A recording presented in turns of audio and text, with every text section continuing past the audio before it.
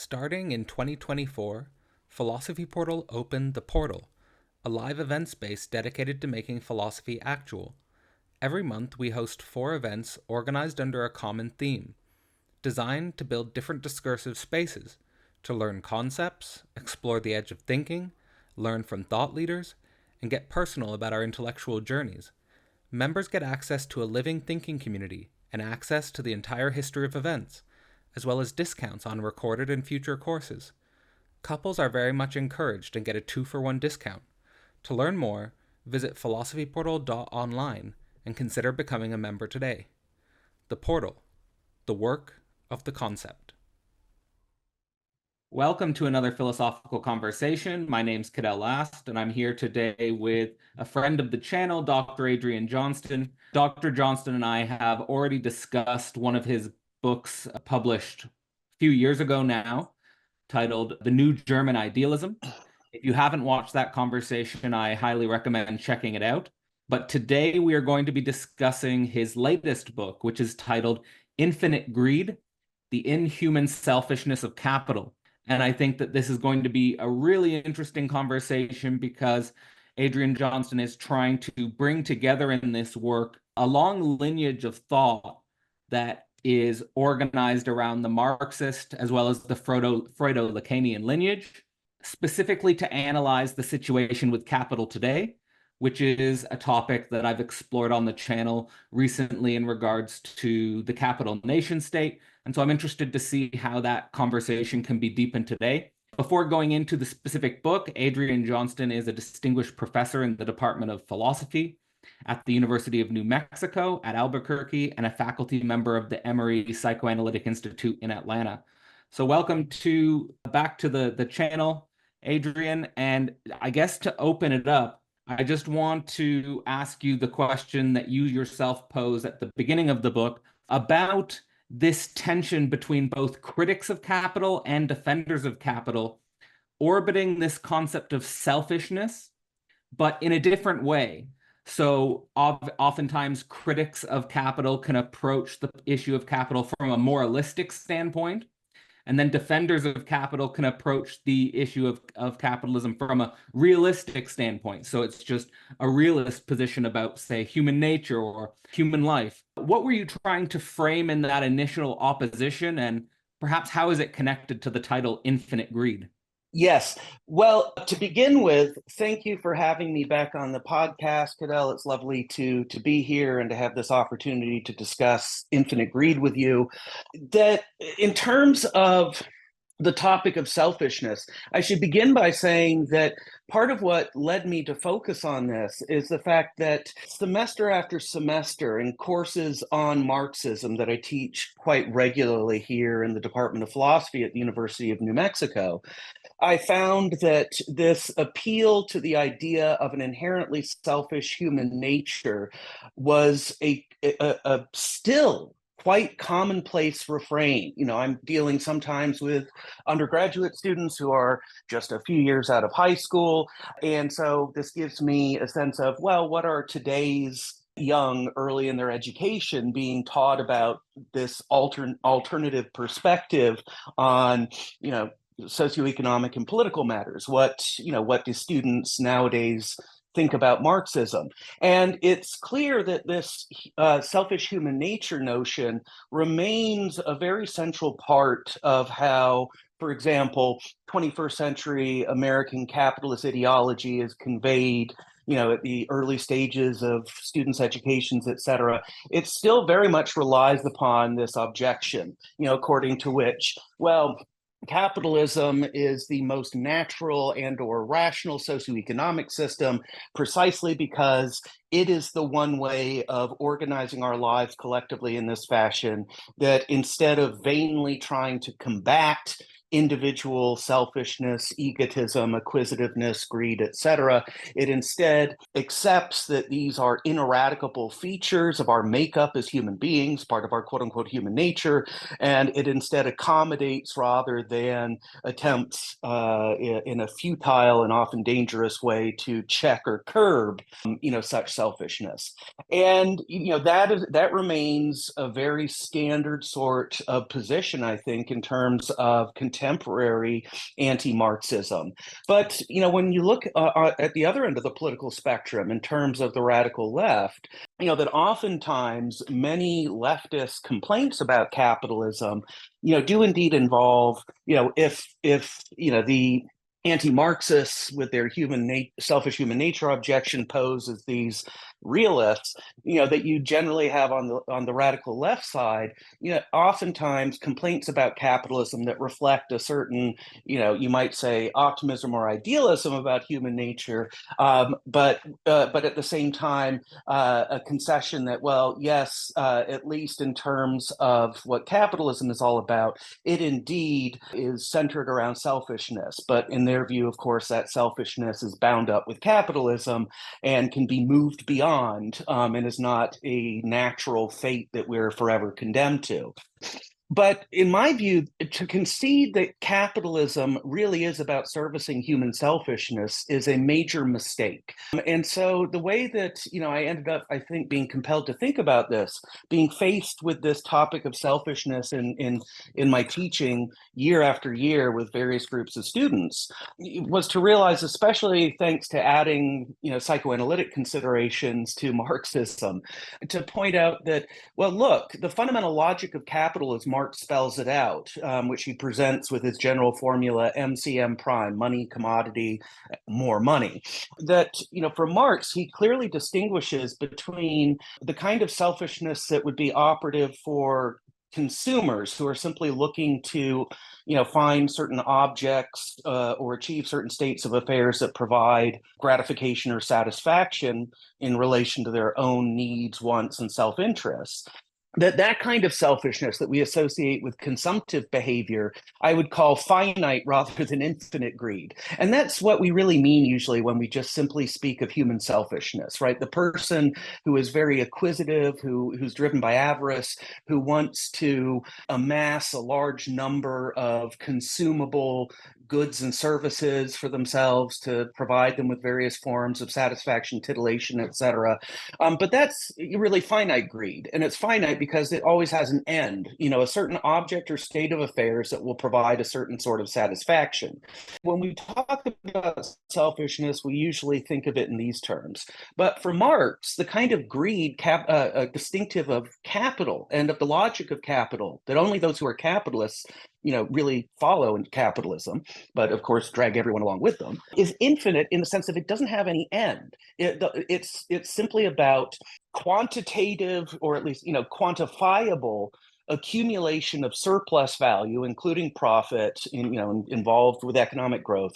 It's about the mathematically expressible, open-ended, infinite accumulation of ever more surplus value, profit, growth, etc., ad nauseum, without any stopping point. And that is a very peculiar feature of the greed that motivates capitalists, which helps explain why, when someone like Elon Musk, long before he becomes as wealthy as he is now, ends up with more than enough money to spend the rest of his life as a completely wanton hedonist, indulging all of his and his entourage's consumptive desires, that he doesn't stop at that point. But like all capitalists, he feels compelled to keep going. And it's not about his own personal consumptive greed. It's about, this compulsion to accumulate endlessly without any stopping point whatsoever, and in a way that's completely separate from, that is not conditioned by the scratching of those sorts of itches we associate with normal finite greed or human selfishness, right? This inhuman compulsion of capital to, continue to pursue surplus value, all else be damned, right? Including things like the environment, et cetera. And so it's inimical actually to the self-interest of everyone caught up in it. And in fact, in that way, we are very selfless in serving capital, right? We set aside our interests in stable societies, in decent standards of living for everyone, in an environment that is not catastrophically collapsing around us, et cetera. And in that way, it's almost as though if you want to say like human selfishness is ineradicable, and we think of it as finite greed, if anything, we actually, in self-interest, would be something like socialism or communism rather than capitalism. So those are just some of the lines of thought that encountering this topic of selfishness, especially I would say in the classroom where I'm working with the products of the American education system, still at a relatively young age, and seeing, all right, where is current capitalist ideology in terms of its dismissals of the Marxist tradition, its rationalizing of itself, etc. This is some of what led me to the trains of thought that this book explores. Yeah, I think that there's a lot of themes here that can connect to my own studies here with the science of logic in specific relationship to the way you're using the notion of infinity here. Yes, I'm thinking about the logic of capital, and I'm just going to sort of bounce this idea off of you to see if it vibes with the way you're understanding this distinction. Is that it sounds to me when you describe the logic of capital that you're describing something like a spurious infinity. So there's yes, always one after another, after another, after another. It like you're saying, it's this endless process of accumulation. You could yes, never get enough money to satisfy it. You could never, so like just this spurious infinity of whatever it is that you're accumulating, there would never be an end to it. It goes on forever. I remember for the first time when I was in high school, I guess without obviously the Hegelian language, recognizing that I just was perplexed by the idea that you could just keep counting forever and that you could never stop counting. There was no point where numbers yes, stopped. But this is yes, sort of like the abstract mathematical nature of infinity projected into the virtual political economy of capitalist reproduction. And I wanted to juxtapose that with how I understand Hegel's notion of true infinity. So, of course, in the yes, science of logic, you have the spurious infinity, never ending. True infinity has a specific paradoxical or contradictory stopping point with the self relationship. hmm, And perhaps it's this self relationship that we need to more deeply investigate in regards to the distinction between capitalism and socialism or communism, because it's sort of the way the subject is engaging political economy. The capitalist is engaged historically, actually, in this spurious infinity and never coming to the stopping point of their own self relationship. And in yes, regards to the conditions of possibility for socialism, or the conditions of possibility for communism, my assumption would be that it would need to be based on some sort of true infinity. And by true infinity, I mean some stopping point where you put capital in its proper place, you limit it, yes, and are yes, capable of sublating it, and sublating it precisely towards some sort of social process which is not reducible to relations of capital, let's say. So it's just finding the limits of capital. So I guess the question I want to throw back at you there is, how do you make sense of this distinction between spurious infinity and true infinity? And is the way I'm making sense of this logic somehow synergistic with the way you're interpreting it? well, it is absolutely synergistic with how I am interpreting it. So I think we are more or less on the same page. And just a few things that occurred to me, while listening to you just now, Cadell. To begin with, of course, yes, this experience that you recount when you were younger of being hit by this inexhaustible succession that is involved in just the basic operation of counting, et cetera. That this is actually a very important feature of what is involved in terms of what I'm dealing with in infinite greed, including, of course, it's Lacan who points out that with capitalism, one of the things that happens is that, at roughly the same time, in the same historical period, that you have the birth of modern empirical experimental natural science involving not only, for instance, Francis Bacon and his New Organon in 1620, but here the key reference would be Galileo's 1623 The Assayer, in which Galileo famously proposes that the great book of nature is written in the language of mathematics, and that the notion that a scientific approach to reality involves the deployment of mathematics, and that it is in and through what we can express quantitatively in terms of formulas, equations, algorithms,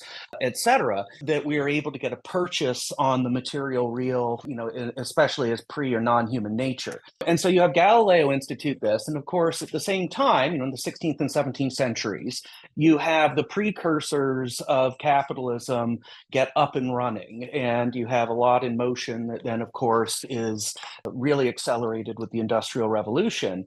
But one of the things Lacan points out is at the same time that you have modern science being born, in part through its mathematization of nature, you also have capitalism being born in a way that, for Lacan, also has to do with the introduction, or you might say the increasing mediation of persons' libidinal economies by quantification, and the manner in which as it were, the mathematization through the marketplace of our drives, desires, etc., has these effects of altering features of our libidinal economy, and you might say in this way, rendering us as subjects subjected to, compatible with the imperatives of this, socioeconomic system that arises in the modern era and that we are all still very much entangled with. So, yes, I think that the mathematization of not only political economy, but also, of course, along with that libidinal economy,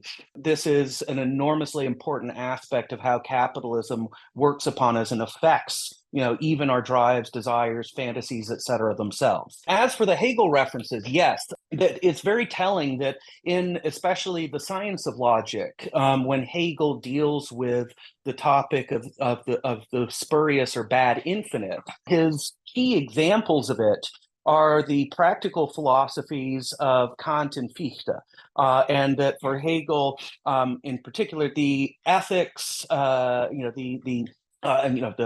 the Kantian and Fichtean sort of practical ethical outlooks involve the notion of the subject needing an infinite stretch of time in order to raise itself to the level of in Kant's case the morally good, and in Fichte's case for the subject to achieve an exhaustive digestion and mastery of everything, so that there is no longer any other that stands in opposition to the self-positing I. That in both cases, as Hegel points out, Kant and Fichte, Kant has his postulate of the immortal soul and claims, well, we need this idea of an immortal soul so that we can think in terms of, were we to have eternity, then we could eventually close the gap between our imperfect empirical selves as falling short of the purity of the moral good and achieving this angelic status of fully actualizing it, but we can never really get there. And so yes, this idea of this asymptotic approach to an infinitely receding point of closing the gap is a feature of Kantian and Fichtean practical philosophy that Hegel highlights when characterizing the bad infinite. And of course, likewise, especially those obeying the logic of capital MCM prime, that M prime just indicates the possibility of ever more without stopping point. And that, in order to be a capitalist, one has to be involved in this open-ended, in principle, limitless, right? In part just due to the fact that there is no stopping point where you could say, all right, you've now reached the maximum point in the accumulation of surplus value. Its quantitative nature means there's no such stopping point. And that you end up with this bad infinite chasing of the dragon, where you're perpetually pursuing this, endpoint that is no endpoint, which is just the open-ended infinite accumulation of ever more surplus value.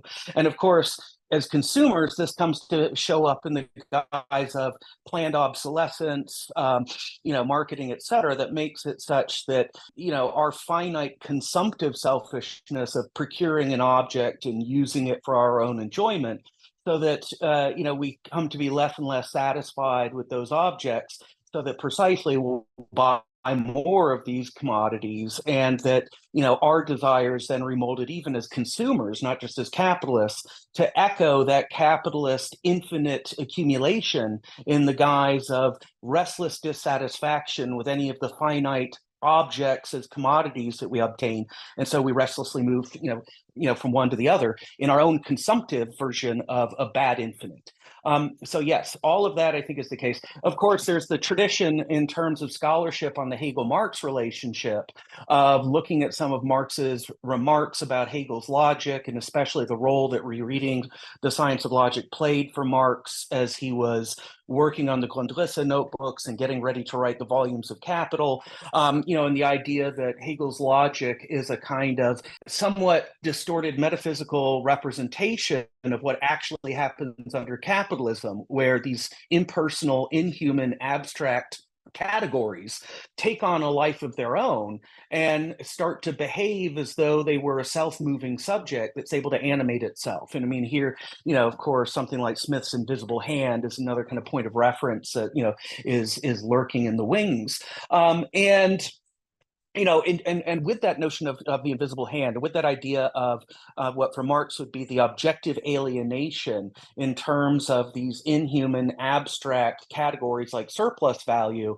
seeming to be able to take on lives of their own and turn human beings into their mere vehicles. There, as Marx calls them, we become just bearers or personifications of these economic categories. What you talk about as the move from bad to good infinity can also, I think, be seen as something akin to what in the Marxist tradition, and in a way that traces back to Marx's debts to Feuerbach, would involve overcoming the alienation that is involved in terms of relating to our own economic activity that is, a result of our own hands, as though an invisible godlike hand, the appendage that Smith calls the invisible hand, were running the show for us and just giving ourselves over to these impersonal market forces. Instead, the idea of, yes, reasserting, and taking, as it were, a subject's responsibility for our role in instantiating all of this, and particularly those who are capitalists. And, of course, the notion that this doesn't have to be left to the blind, asubjective anarchy of the marketplace, where if the market is a self-moving subject, it's not cognizant of itself. It doesn't have any, awareness, any ability to deliberate, to reflect and deliberate upon its operations, etc. Instead, to assert that in the guise of things like central planning. And of course, when people complain about central planning, say, oh, it wouldn't work. I mean, now you can point out that in monopoly capitalism, you already have it, right? It's actually quite successful. What is Alphabet and Google but central planning for internet search? What is X but central planning for short form social media, so on and so forth, right? But I should probably stop there. But yeah, you and I are, I think, as far as this goes, very much on the same page. Awesome. So I think that what I've picked up from what you just said there is that there's a way we can deepen this emancipatory potential within the distinction between spurious infinity and true infinity, precisely on your point that in regards to the market as a self-moving subject, it doesn't seem, like it doesn't have the possibility of reflecting upon itself. It's not cognizant of itself. It can't reflect, deliberate, and so forth. That it would seem to me then that the market as a self-moving subject actually has no capacity for true infinity. The only thing that the market has is the capacity for a spurious infinity. And I think that this is super interesting to think about in the context of contemporary philosophical debates and horizons. Here I'm thinking specifically about a philosopher like Nick Land, who's basically saying that capital will replace human beings, and he's sort of horny for the apocalypse, so to speak. I know a lot of people who read Land say, you get this feeling like you get sort of sexually aroused for the end of the human being. And, I know that in Zizek's sort of response to Nick Land on Theory Underground, he said that Nick Land is too optimistic, that there's this deeper dimension, I think, of the human subject that we have to come to terms with, specifically in the context of the historicity of capital. And I think that's one of the reasons why people should read your book, because they will really get a sense of what we're up against in terms of this monstrous, spurious infinity. In regards to your comments on the invisible hand, I'm also reminded of Alenka Zupancic's great relation to Adam Smith and What is Sex in regards to the distinction between the invisible hand and the invisible hand job. So you have this idea that with the invisible hand, Adam Smith was also too optimistic to think that the invisible hand would just self-organize towards the use value of human beings, whereas Yeah. the invisible hand job is kind of where the exchange value of capital takes on a life of its own. And you were speaking to this dimension of, on the level of the human subject, where this occurs. Yeah. It's in the dimension of chasing the dragon. It's in the dimension of those, Wall Street workers who are just accumulating capital endlessly and are never able to fill the gap.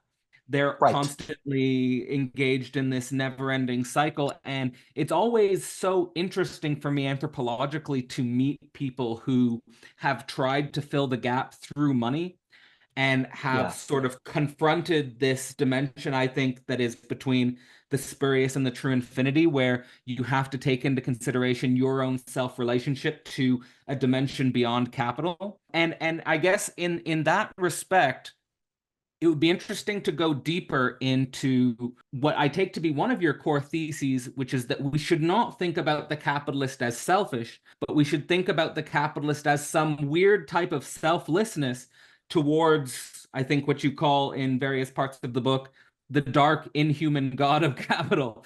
Yeah. And that opens up a whole metaphysical can of worms if we're to go fully into that. But I can experience some sort of connection to what you're describing, because since starting a business, I think that in order to keep a business going, I think it is true to say that I'm not being selfish when I'm trying to keep my business going. I precisely have to sacrifice myself to something alien. I have to sacrifice myself to something other than myself to keep everything up and running. So I think it would just be interesting for you to expand a little bit about, because it's so pervasive, this idea that the capitalist is selfish. And this actually is so important for leftist emancipatory politics, because we need to get over this sort of false moralization that's, I think, at stake in your interpretations. Yes. And, here I can start with an example that I came across many years ago that was an earlier impetus for, some of the lines of thought in Infinite Greed. So back in, I think it was 2004, there was a documentary film released that I remember that year going to see at a local art house theater in Atlanta, where I was living at the time. And it's a film entitled The Corporation. And and what's interesting too is that I went to go see it while I was in the middle of my clinical psychoanalytic training. And at the start of the film, in part thanks to doing that training work, I recognized that what the film was setting up to do was to talk about, all right, insofar as corporations are persons in the sense of legal persons, if we were to treat them as persons, what sort of people would they be? And I saw what I immediately registered was the DSM checklist for a clinical diagnosis of psychopathy. And at that point, and this is at the start of the film, I was setting myself up to be very disappointed. Oh no, what we're going to get is, some sort of, crude villainization of corporations and the people who run them as, as psychopaths, as just monsters. But fortunately, the film was more sophisticated than that. And I recall at one point a snippet of an interview that was spliced throughout the film with, I think, the then CEO of BP. And so you have this major oil company executive. And in interviewing him, it's clear that psychologically speaking, he's a very, what we would consider to be not only just, normal in the sense of relatively non-pathological, certainly does not seem like any kind of dangerous psychopath interpersonally, in fact, seemed, quite likable just as a conversation partner, just, had a very sort of ordinary, human sense to him. But, then it got the interview turned to the topic of outsourcing. And, he said in a way that I think was very sincere, it breaks my heart. I don't want to have to do this. I hate the idea that we have to close down facilities in certain places and hand all those workers pink slips and say, good luck, and then move, their jobs somewhere else overseas where labor is cheaper. And I think this person personally really disliked this and didn't want to do it. But even if none of his competitors had yet done so, whoever is first gains an edge. And as soon as the prospect of outsourcing arises, there's a sort of logic of collective haste that sets in, for that industry, and everybody has to move in that direction. And, it's a nice concrete example. I mean, what he was describing was what Marx would call the objective alienation of even the biggest of the big bourgeoisie, where the logic of capital itself and and with capital, having this whip of competition that it can use to lash its various agents into action, that the logic of capital compels individual capitalists as bearers or personifications of capital, who themselves as psychological individuals are not villains, are not monsters, are not psychopaths, etc., who nonetheless behave in a way where, when you look at the actual socially efficacious conduct and its consequences, it's as though you have a depsychologized objective psychopathy, where the corporations act like psychopathic agents, but not because their constituent members or those who are, really given the authority to direct them are themselves psychopathic at all, right? It's the system itself pulls for it, and so that is certainly one example of what I'm trying to bring out in this work. But I realize at this point you'll have to forgive me, due to a combination of exhaustion and perhaps early senility. I felt like I lost the thread of what I wanted to get back to in the question. So maybe you could just briefly nudge me, Cadell. Yeah, it's just this dimension of our common sensical understanding of the capitalist as selfish. Oh, yeah, versus yeah. the dimension of this selfless sacrifice for capital.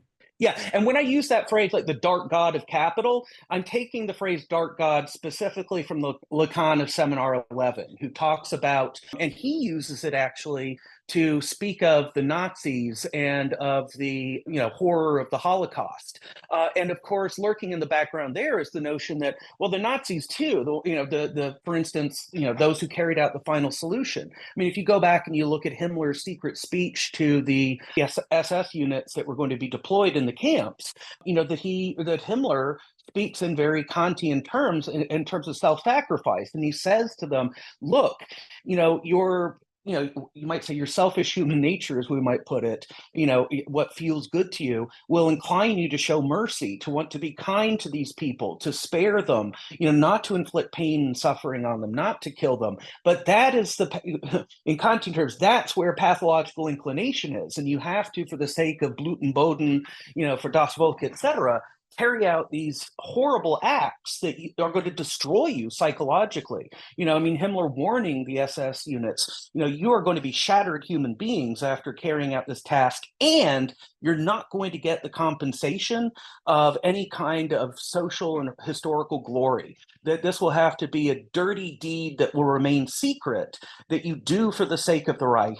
But that you will sacrifice yourself for this, and you will not want to, but it is your duty, right? And so Lacan talks about this idea of the obscure dark god that one sacrifices to in laying down one's well-being, one's sanity, one's subjectivity to carry out this deed, that of course also in Kantian terms looks something like diabolical evil in Kant's sense, a la religion within the limits of reason alone. But that aside, I take that the dark god phrase that Lacan uses to talk about the Nazis in Seminar 11 and link it up with capital. And part of what also facilitates doing that is we have to remember that even before Max Weber in 1905 famously publishes his work on the role of the Protestant spirit in the genesis and development of capitalism, right? And of course, Weber, puts this forward early in the 20th century. He's often credited with being the first, social theorist to posit this tight connection between Protestantism and capitalism.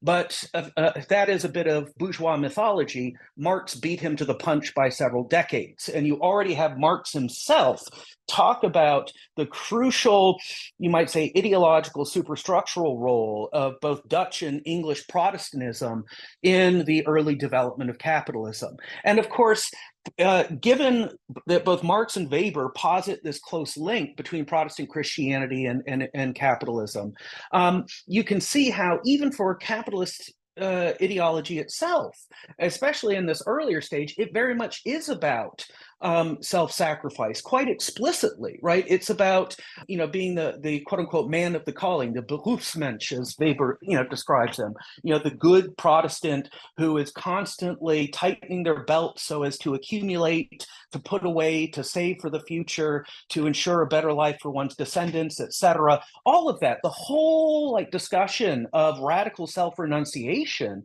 is there, just staring us in the face in terms of this historical connection between Protestantism and capitalism. And, at this point, of course, a lot has changed since, Weber, published, his famous work in 1905. But nonetheless, despite changes, especially due to the shift to a more consumer-centered model of capitalism after World War II, nonetheless, you still very much have a kind of secular Protestant prosperity gospel is integral to, in particular, American capitalism.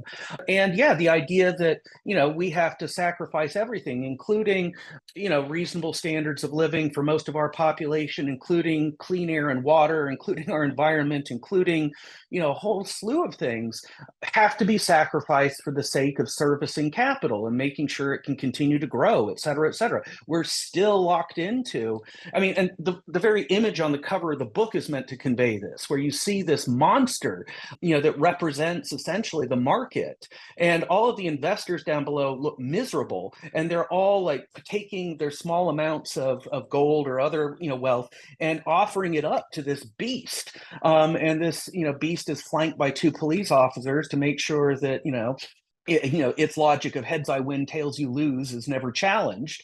And, this is, I think, yes, very much, we still remain in this, state of objective alienation collectively, where we act as though, well, what are we going to do? The invisible hand might very well, throw us off the cliff. It might, drive us, to extinction. We might end up, thanks especially to environmental apocalypse induced by industrial capitalism, we might perish as a species and take down a lot of life on Earth with us.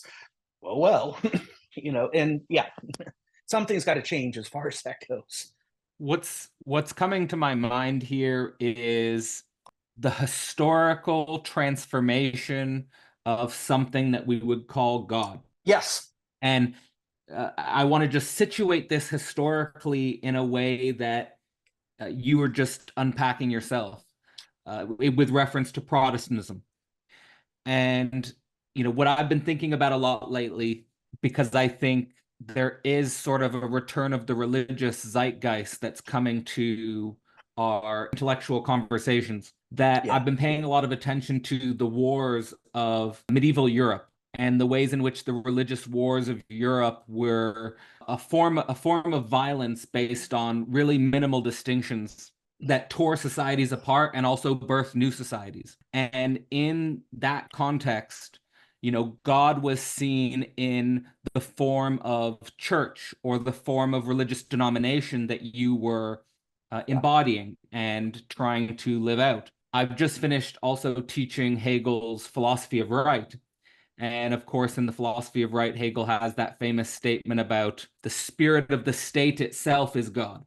Not any one particular state, but just the spirit of the state as such. And of course, in the 19th century, the whole idea of the state swept the planet. And by the time of Hegel's writing the philosophy of right, of course, the state didn't exist in its modern form in many human societies.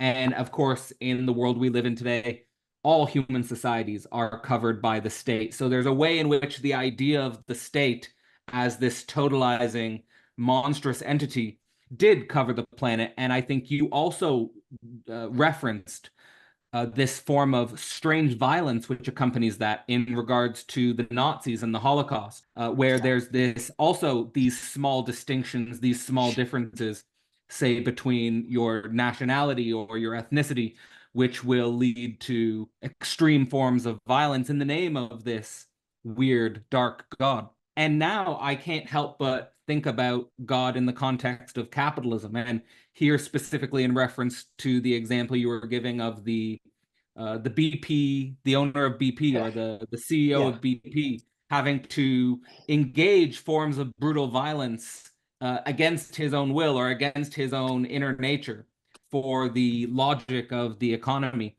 And I think the question that I'm trying to build up to here is that in the historical shifting of the place of God from religion to the state to capital, it Yeah. seems to come with it new, intense, and insane forms of competition that force us outside of ourselves and that in some ways destroy and shatter us. And I think that what I see when I look at the world today through my virtual screen, what I see is a kind of libidinal economic war. And this libidinal economic war is global. I think it's intensifying. And the old forms of renunciation, the old forms of constraint, here I'm thinking just about religion and the state, don't seem to be able to do anything about this insane form of competition. We just seem to be thrown into this new form of insane competition on a global level. And beyond this question that I'm trying to set up, I'm trying to frame this in relationship to the way you yourself are trying to put together Freud and Marx in a libidinal economic and a political economic analysis. But I would just want to get your feedback on how you think about the dark god in the context of these historical shifts, and Yeah. potentially why these shifts seem to be accompanied by intense forms of competition and violence and war. Yeah, well, why don't we begin at the very where you ended just now? In terms of this shift that we've had, where over the course of roughly the past decade, you have all of a sudden these upsurges in various places around the world of these new forms of right-wing identitarian populism of various sorts, and the assertion of notions of race, religion, ethnicity, nationality, statehood, etc., being so aggressively championed, and of course, in a way that is very much conditioned by the immediate backdrop of several decades of neoliberal globalization. And it's clear that that at least a big part of the explanation, for these new forms of right-wing populist identitarianism, that one of the major catalysts for the emergence of these things is indeed globalization. And here, just to link to a point that I also make in the book, one thing that's interesting is that many of the champions of this Washington consensus neoliberal globalization outlook. For instance, I use as an example the British newspaper The Economist, which of course got started championing free trade in 1843 and was something Marx himself regularly read. And they're a nice sort of paradigmatic instance of the kind of reasoning involved in champions of neoliberal capitalism and its global spread. And they routinely object to Marxists and say, oh, Marxists have this excessively idealistic vision of human nature where you can overcome people's selfishness. They very much repeat this argument. And that's just, hopelessly unrealistic, and hence, their politics is bankrupt. But the irony is that the championing of globalization by The Economist involves them assuming just as much of a capacity for selflessness as anything that any Marxist assumes. Why? Well, because, of course, their model involves the ideally as friction-free as possible, in principle, frictionless movement of goods, services, and labor, to be able to go anywhere in the globe to take advantage of economic opportunity. And so this means that a population that accepts that, oh, neoliberal globalization is the way to go, has to accept that its entire way of life, the fabric of its community, et cetera, may abruptly be pulled out from under it because the interest of the collective greater good in terms of the macroeconomic capitalist picture dictates that their jobs be outsourced, that the factories be set up elsewhere, that what their labor was involved in producing is no longer going to be produced and to be replaced by something else produced somewhere else, et cetera. right? That involves also demanding of them a great deal of self-sacrifice, right? Again, servicing the dark god of inhuman capital at the global level. So, what's ironic is that the champions of neoliberal globalization have their own assumptions about the possibility of transcending human selfishness that they claim not to have, and simply limit themselves to accusing the left, in particular the radical left on the Marxist end of the spectrum, of indulging in an impractical, unrealistic, utopian fashion. But so there's all of that for sure. But what I also want to do is to say that, of course, one of the book's chapters, chapter 4, is where I address the issue of religion most directly, and that the basic thesis there is that at this point in capitalist socioeconomic history, we are at a juncture at which we are now secular, where we take ourselves to be religious, and religious, where we take ourselves to be secular. And what I mean is, to start with the first half of that institutionalized religion, churches, et cetera, one's participation in various rituals, so on and so forth. I think that a lot of that has largely now become a matter of, since we are all undeniably aware that whatever religion we adhere to, it's hardly the only religion on offer, the only religious game in town. We're aware of living in a world where there are many religions, different people believe in different things at that level. But for us, it's that in the present age, religion is, I think, especially in terms of its political role, it's much more about secular, this worldly group belonging. It's really much more a marker of profane, worldly alignment in terms of what particular, group one identifies with, and especially at a level where it has political ramifications. So in that way, our official religions have become, really much more matters of sectarian, this worldly group identity, of culture war style identification and competition. And then on the other hand, our beliefs in very strange supernatural entities and so on, what we don't realize is much of that is just shifted to the domain of the economy. And where, even though we think when we're dealing with the economy, we're in a domain separate from religion that's thoroughly secular.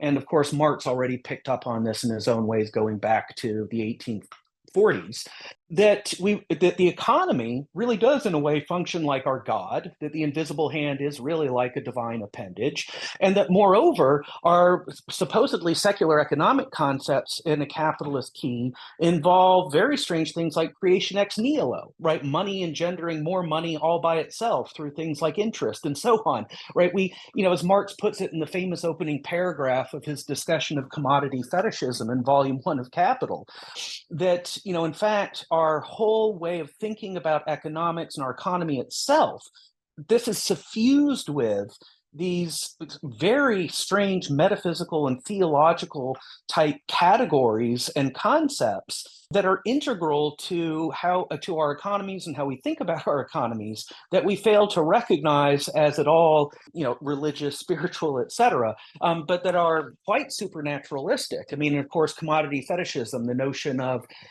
we basically allow the things that we have created to act as though they were our creators and pull our strings, etc., through, how we become alienated in the marketplace. That, in a way, that a lot of our supernaturalistic sort of beliefs have migrated and disguised themselves in terms of now subsisting at the level of our economic life, and our religious life has then been freed up to serve these more political identitarian, kind of group marker functions more than anything else. And so and I think that in many ways, for me, the God who we're truly enthralled to is not to be found in our religions anymore. It's very much to be found at the level of our economy. I think there's just so much confusion about this point, and I'm so aligned with the way you're thinking this relationship between the secular and the religious, where on the one hand, the religious is actually secular, on the other hand, the secular is actually where the religious is. I think this is absolutely spot on.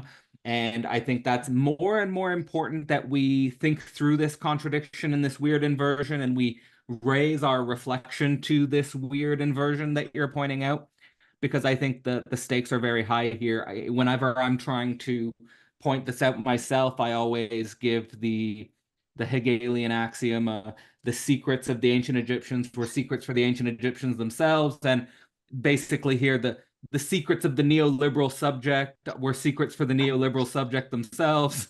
So this Yes. sort of idea that we actually don't know where we are worshiping today. We don't Yes. actually know where our sacred is today. And perhaps we don't know that because the sacred is everywhere today. The sacred is the libidinal, like the libidinal economic is the sacred. It's actually, I have a collaborator, and I would like to get your opinion on this. I have a collaborator who says that it's not that the profane is everywhere and we're missing some connection to the sacred. It's that the sacred is everywhere and we're missing some connection to the profane, that the profane no longer works, and how to approach a relationship to a new profane. I think that this is interestingly connected to this idea again of the spurious and the true infinity, of how to limit the spurious infinity and how to develop a truer relationship to an infinity that points beyond capital. So I just get your opinion on that. Is how do you think about this relationship between the sacred and the profane? And do you sort of see the same thing, that the sacred is everywhere today, but actually the problem is how do we discover a new relationship to the profane? Yes, absolutely. And there's, to once again refer, as I did a moment ago, to that incredibly rich and justifiably famous opening paragraph of the well-known chapter on the fetishism of the commodity and its secret in Marx's Capital, Volume 1.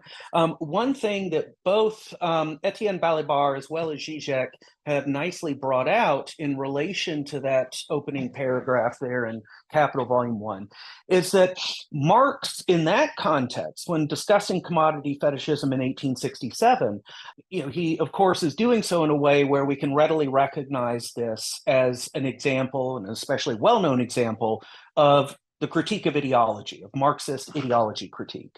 And when we think of ideology critique, what we typically think of is a process where you take individuals who are enthralled to various illusions, fictions, falsehoods, who believe in a lot of supernaturalistic mumbo jumbo, et cetera, and through sober, level-headed, secular intellectual criticism, you essentially talk them out of those false beliefs, those various fictions in their heads. You dispel those illusions, and of course the left Hegelian movement that Marx and Engels emerged out of in their youth. If we look at the left Hegelians in the context of the German-speaking world in the 1830s, a lot of them had that as their model of ideology critique. But what Balibar and Zizek both point out about Marx in 1867 in the opening paragraph on commodity fetishism in Capital, Volume 1, is that it's in fact for Marx at that point, when it comes at least to commodity fetishism as ideology, it's the opposite. It's where, initially we take ourselves to be, for instance, when in the marketplace, say I'm going grocery shopping, or, I'm out looking for whatever, dry goods it is that I need. Say I have to make a Target run or what have you. So I'm there in the marketplace at a store like Whole Foods or Target. I'm shopping. And of course, in those contexts, we think, well, this is certainly a far cry from anything supernatural. This is quite this worldly, profane, mundane, down to earth. You don't get more ordinary than just the brass tacks doing of an errand where you're putting cans of soup and other things in a shopping cart and paying for them at the checkout, right? But what Marx is trying to convey in that opening paragraph on commodity fetishism is that, well, in fact, the illusion is that when we're in the marketplace, we're in the domain of the profane, and we're dealing with simple, commonsensical, down-to-earth phenomena like, consumable goods that I want to procure with my money, take home and use, right? And so for Marx, ideology critique when it comes to commodity fetishism, its challenge is not to take us as believers in strange supernatural fictions and turn us into sober, level-headed, common sense thinkers. It's the opposite, to show that precisely where we think we're just those level-headed, sober, not at all supernaturalistic, not at all religious, not believing in anything, just taking things at face value in a common sense way. We have to show that in those contexts, like in the marketplace, in fact, you're swimming in what Marx calls metaphysical subtleties and theological niceties, having to do with all the economic categories and relationships that are condensed within but hidden behind each and every commodity we relate to in a store like a Whole Foods or a Target. And so here it's as though the task of ideology critique is to show us that where we think we don't believe, we actually do believe.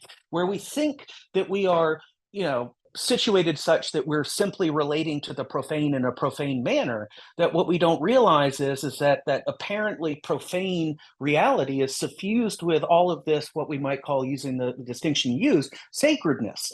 Again, as Marx describes it, all these metaphysical subtleties and theological niceties that are integral to our economic life, but that are at least as strange as anything you'll find in any theology, in any established religion in its history. And so, I think that that's a big part of it, is and this comes out too of some of Zizek's work, inspired by, for instance, Peter Sloterdijk too, on the critique of cynical reason. The notion that under capitalism, we often think that we're jaded, cynical realists, but we don't realize that jaded realistic cynicism is in fact a false facade, and beneath it is a persistent unconscious investment in categories, concepts, etc., that are extremely odd when scrutinized, and that indeed are odd to the level of seeming themselves to be worthy of being called almost quasi-theological or metaphysical in their own right. Yeah. I just want to make a little bit of an analysis here that might be interesting for speculations and further conversation between just this key distinction you're making that happens in Marxism on what we basically assume in ideology critique as this movement from believing in something supernatural to, being a sober, rationally minded, enlightenment individual. That I think it's really interesting here to pay attention to contemporary figures like a Richard Dawkins, for example. Like, I think a Richard Dawkins here is someone who is precisely embodying this movement of, I'm a sober, non-religious, I don't believe in crazy supernatural things, and we should use our reason and our logic to, convince other people that believing in crazy supernatural things is if not irrational, at least improbable. And then also to sort of also highlight the way in which a figure like Jordan Peterson comes onto the scene here precisely to short circuit the type of thinking that Richard Dawkins is forwarding by saying explicitly, it's not our conscious belief that is where we actually believe, but it's how we act out our belief. But then the weird thing with Jordan Peterson is that while he understands this psychoanalytic insight and goes to figures like Jung in his thinking, he seems to miss the Marxist insight in regards to the way in which commodities function in this way and the way in which capitalism functions in this way. And then I think he kind of falls into his own trap in a certain way, because he turns himself into a commodity through the Daily Wire, for example. I just want to say those things because I think these are really crucial distinctions that have concrete impact on the level of our contemporary world historic discussion. And just sort of, apart from maybe getting your opinion on those distinctions, just sort of saying these little distinctions that you're bringing to light in Infinite Greed, they have huge consequences for the way in which contemporary academics are living out their lives, and perhaps their own unconscious blind spots in regards to the inhuman mechanisms of capital. Yeah, absolutely. And of course, also part of the problem with Jordan Peterson is that his familiarity with Marx, at least as of a few years ago, was limited to quickly reading the Communist Manifesto for the first time in advance of his debate with Zizek in Toronto, in that large stadium, this widely watched exchange. And it said he just simply, despite talking about Marxism, ended up having to admit that he really has little to no firsthand knowledge of the material. So that's a problem for him. But with Dawkins, there's an interesting aspect of Dawkins that, when you mention him, occurred to me that's well worth, bringing out in this context. And so, at the very end of his 1976 book, The Selfish Gene, Dawkins introduces his idea of the meme, well before it has become a term for designating a certain type of internet content, that Dawkins introduces the idea of the meme at the end of his book, The Selfish Gene, and talks about memes as, of course, selfish, self-replicating, you might say ideational or cultural units that then propagate themselves. And that just as genes use the bodies of organisms to propagate themselves, memes use the minds of these organisms, in this case us, to propagate themselves likewise. And of course, this is in line with the idea that you could use the structures and dynamics of Darwinian evolutionary theory, not only to talk about, literal biological evolution, but also, of course, to talk about cultural evolution with the idea of the meme as the cultural equivalent of the biological gene. And one thing that I think from a Marxist standpoint really jumps out when you look at how Dawkins first characterizes the notion of the meme when he introduces it at the end of his arguably his best known book from 76, The Selfish Gene, is that in a way it is what you see there is a kind of hasty and, in my view, ultimately false naturalization of what we could call, broadly speaking, social alienation, right? The notion that, the very units of culture and of culture as something that we human beings produce through our own activity. It isn't just given to us. Speaking of it as a field of memes makes it sound like you have these, not created by human beings, but just these somehow brought into existence units that have a life of their own, propagate themselves independently of our own individual intentions, volitions, etc., and that really are more like the cultural puppet masters that pull our strings as its puppets, right, and just use our minds as mere tools to be manipulated in the interests of these memes propagating themselves. And there are many problems with this, but from a Marxist standpoint here, the one that's well worth highlighting is that this attempts to make our sense of alienation and the products of our own activity having not only escaped our control, but now controlling us rather than us controlling them. All of this is, of course, integral to Marx's account of things like capitalist alienation, commodity fetishism, etc. And of course, from a Marxist standpoint, at least the intensity, the degree, the extent of such objective alienation, yes, it exists, but it's not naturally dictated, it's not inevitable, it's not inescapable. It is instead a historically locatable feature of a particular form of social organization, the capitalist mode of production and its attendant institutions, and that any move in the direction of trying to naturalize this, I mean, Marx himself was well aware that naturalization is one of the standard recourses of various forms of social ideology that are attempting to say that these historically transient social arrangements are to be respected, or at least one is to resign oneself to them because they are natural, eternal, inescapable, insurmountable, etc.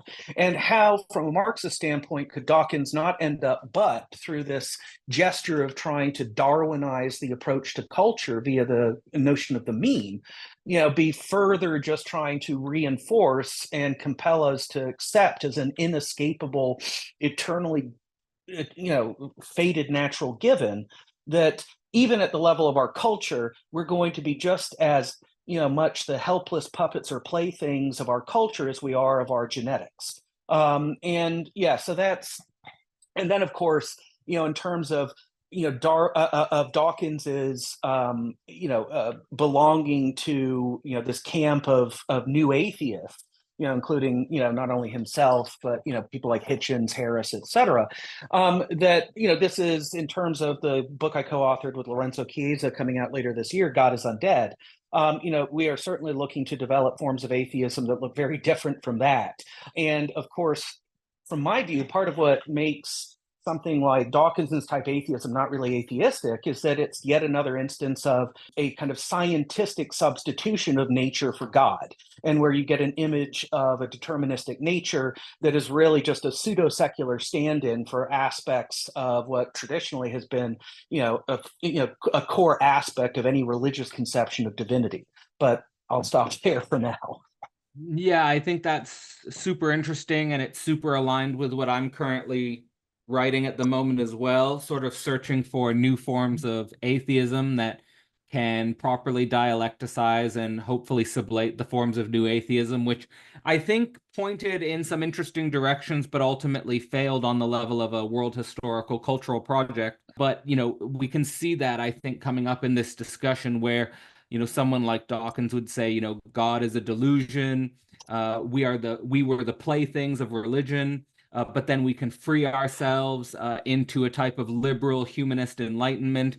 And I think that for figures like Hegel, Marx, Freud, Lacan, this key inversion, which he might note in the idea of the meme, but the key inversion is that we are not in control. We can't free ourselves into this liberalist enlightenment type of standpoint and think that we're no longer the playthings, and the playthings were in the pre-modern, pre-enlightenment individuals. So it's a key distinction, and I guess the best way to hook this distinction into your book is what you say about both standard forms of Marxist criticism, but also the reality of capitalism in terms of reducing our social life to economic relations, that the economic relations become the social ontology of life. And so, I mean, maybe we should go more into how this works, both how you see this as key for Marxist criticism, but also how you see this as key for just how we live out our, just the basic social ontology of our existence. Yeah, and here I want to circle back to a reference you made a little bit earlier, Cadell, where you were talking about Hegel's famous 1821 Elements of the Philosophy of Right, and there in terms of Hegel's doctrine of the state. Of course, this is very complex, controversial material to this day. Of course, as you know, there are raging debates about Hegel's political philosophy, and not to mention all the rest of Hegel's work. But one thing that I think is relatively uncontroversial to say about the philosophy of right is that in there, when Hegel, in his analysis of modern societies, discusses the three major spheres of such societies: the family, civil society, and the state. That when Hegel uses the phrase civil society, there a lot of what he has in view, is the sense of civil society tied to classical British economics, right? So we would be talking about the marketplace as per liberal political economy, a la figures like Smith and Ricardo. For Hegel, right, he insists that problems arise when one of these spheres attempts to overstep the boundaries of its own appropriate jurisdiction and to dictate, its forms of organization and operation to spheres beyond itself. And so for Hegel, for instance, if the state ends up being forced to be modeled on the interests and logics of the family, you have certain forms of what we could call political corruption that result from that. But what Hegel is most worried about in the modern era, quite justifiably, and this is only reinforced with things like Marxist hindsight after Hegel, what Hegel is most worried about in modern nation states, in the 19th century, is the encroachment of especially the domain of civil society, and in particular the marketplace of civil society, that what is appropriate to the economic logic of the marketplace then ends up colonizing, taking over, remaking in its own image the workings of the state.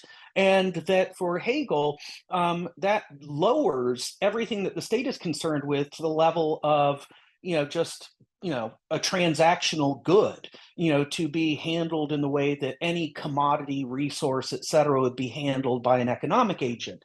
And of course, we, especially, the United States, for a long time, there's been this sense of, Oh, well, it's desirable in, for example, a presidential candidate to have somebody who comes from the real world of business, for example. It's hardly as though Trump is the first candidate to say, well, my business acumen, my adeptness at the quote unquote art of the deal is, one of the things that most qualifies me to be, the president of the United States. I mean, you saw this as well with previous figures like George W. Bush, et cetera. I mean, and you can keep going back. And, of course, for Hegel, if you have the contamination by or takeover of the state by the economy in this way, it will have disastrous consequences, and that certain things that we might consider sacred in the sense of transcending the grubbiness of mere transactional squabbles, all of that gets lowered to the level of the purely transactional. And at a concrete level, I mean, we know how dangerous it is for the collective good of the social whole, of the community, of the polis. Any number of things, and here we could take various of Trump's foreign policies, or lack of even a policy, but just whoever is going to bribe him, et cetera, to do whatever. That when you have that economic mindset, just replace, not it's not as though it's taken into consideration by the state, but that the state itself is remade according to the logic of the economy and is just a subservient moment of it. I think Hegel would say, look, there are going to be disastrous consequences. And if Hegel were around today, say, look at someone like Trump. This is precisely, some of the rot that ends up infecting the state when the state is captured essentially by the market and its paradigms. There's all of that. But I think, I think one of the big, so in my view, in terms of the possibility for any change along the lines that I think both you and I would like to see happen, although I can't say that I'm terribly optimistic at this moment, it would involve, as a first step, getting people to realize that, as Marx already pointed out in the ways that Marx moved beyond Feuerbach, that self-objectifying self-alienation doesn't just happen in religion, where we take aspects of ourselves as human beings, externalize them in the form of represented divinities, and then act as though those divinities possess those virtues, and that we then have to bend the knee to them. We have to genuflect in their direction. The products of our own hands we come to relate to as though we're the products of them, rather than what really is the case. And Marx, points out early on in his career, Feuerbach quite accurately discerns this as essential to religion. But what Feuerbach fails to realize is that such self-alienating self-objectification is operative not just in religions, but is also very much operative in how we relate to both the state and the economy. And I think that along with this then comes the need for, we first have to convince people that they are in a sense engaging in something as irrational as any kind of crazy outlandish supernatural belief system when they genuflect, bend the knee, accept the authority of, for instance, the market or certain versions of the state. So we first need to show them that they actually are enthralled to a very strange set of beliefs that, compels their subjection to these mechanisms of alienation in capitalist society, in its economy, in its politics, et cetera.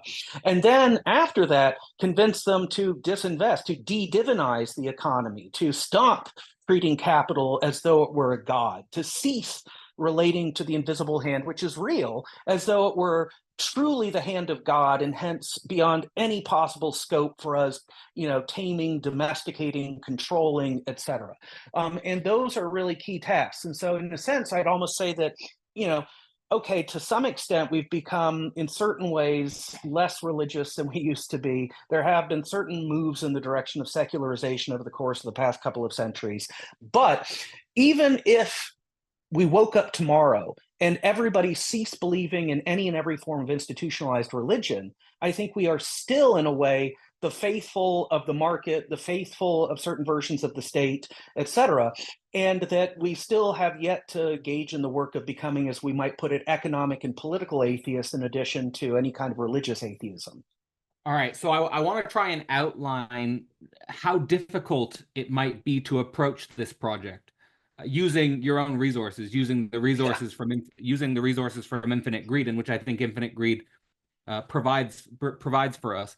First, I just want to emphasize what has been a running theme throughout our conversation, the necessity to historicize God, the necessity to historicize God on the level of religion, state, and economy. And then to take Hegel's philosophy of right seriously, but also we need to historicize Hegel's philosophy of right, as I think if Hegel were to come back in the 21st century and read his philosophy of right and then take a look at the world around him, I think he would engage in a similar type of gesture, which is that, and this came up to me as a very profound while I was teaching philosophy of right, is look, the dialectic of the ethical system in Hegel's work, the family, the community, the state, the dialectic totally breaks down, and you pinpointed exactly the dimension where it really breaks down, which is just the fact that, and he kind of anticipates it. He kind of anticipates it, but of course it wasn't as actual in Hegel's time as it was for us, but just that the dimension of the market in civil society explodes beyond the capacity of state regulation. And he didn't foresee that. His entire model of the state presupposes that that's possible. His entire model of the state presupposes that that will be contained. And so the fact that that's not contained, the fact that that breaks apart in this mad cycle of infinite greed that this dimension of infinite greed that you're pointing out is something that we need to think through. Now, Hegel thinks through, interestingly, he always, throughout the philosophy of right, is thinking through the relationship between our society and the way Rome broke down. And Yes. Rome breaks down, in his view, because of an explosion of particularity at the level of community, at the level of civil society, but not in a market form. It's more in a moral, libidinal form than in anything else. And so, he notes that this is a major flaw, or it's not a major flaw, it's a major struggle for the ethical system to balance, as it were, family, community, and state. And, points out that we have to be aware of all of these dimensions, or else we could really cause the downfall of a certain civilization. And in this case, I think we're looking at potentially the decline of our own civilization in regards to market access. But in regards to your idea here and your project, which I'm completely here aligned in thinking with you and trying to think in a similar direction, is this project of engaging the hard task of becoming political economic atheists. I think that the struggle here, we've already pointed out this distinction between the spurious infinity and the true infinity of the cycle of MCM. I would like you to maybe expand on this equation MCM, but also to link it, as you do in your work, with the psychoanalytic drive and the repetition compulsion and this strange thirst for surplus value. Because I think this is where becoming political economic atheist is really a hard problem. Yes, absolutely. And I was going to say, apropos Hegel. So, as I indicate in the acknowledgments of the book, the original version of Infinite Greed was a lot longer than what ended up being published by Columbia. The initial manuscript that I submitted to my acquisitions editor there was about 750 pages, and I ended up having to cut it down to a little over 400. And one of the things that I cut that was the original first chapter of the book was this essay on Hegel, on Hegel's political philosophy, kind of engaging with it from. And what's interesting too is that in terms of Hegel's publishing itinerary, the very first thing he publishes in his lifetime appears in 1798 as his anonymous translation of these letters critical of the Swiss aristocracy and well-to-do. Jean-Jacques Carte was the name of this dissident who was living in exile in France. And, Hegel was at the time serving as a house tutor for a wealthy family in Bern there in Switzerland, really disliked them. And so I think, in part just to scratch that itch for, some form of lashing out at his despised employers, translates and publishes Carte's letters. And so his very first publication is this anonymous translation, which is a political tract. And then the last thing of his in his publishing career is his 1831 essay on the English Reform Bill, this then pending piece of legislation that would have expanded the franchise, in terms of parliamentary elections in Britain. And so, his whole publishing career is bookmarked by two overtly political texts. And there's a lot in between, of course, including the philosophy of right. And one of the things in looking at the whole itinerary of his work is that I will have to give him some credit. There are some intimations of the power of the modern industrial economy to sort of run amok and take over everything, including, the entire machinery of state. There are some intimations in this vein. For instance, in his 1803 system of Sittlichkeit, of ethical life, that he talks about the invisible hand. He makes reference to Smith and speaks about it as this monstrous appendage that is very dangerous and like a wild beast can easily escape our control and run amok. So there are these flashes of intimations of this in him, or likewise too with throughout his career the occasional remarks about the rabble that many people have commented on. Most recently, not only Zizek but Frank Ruda has written about this. Has a whole book on the topic of Hegel's rabble. But anyhow, speaking of Ruda, this chapter of mine on Hegel that I had to cut from the book, that doesn't appear in the version published by Columbia, is available online as an essay at the website for the journal Crisis and Critique that Frank Ruda and Agon Hamza do a wonderful job running. And it's entitled Capitalism's Implants.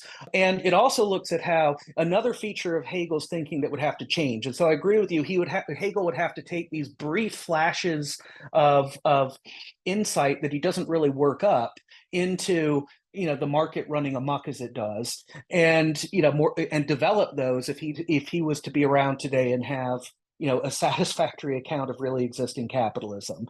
But another thing that I think would have to be developed in his work, so in the philosophy of right, you have Hegel say the big challenge right now that modern societies face that they have yet to fully work out is how do you reconcile the claims of moralitate, of a paradigm that's distinct to modernity, that involves the sovereign, self-legislating, free-willed individual as rational agent.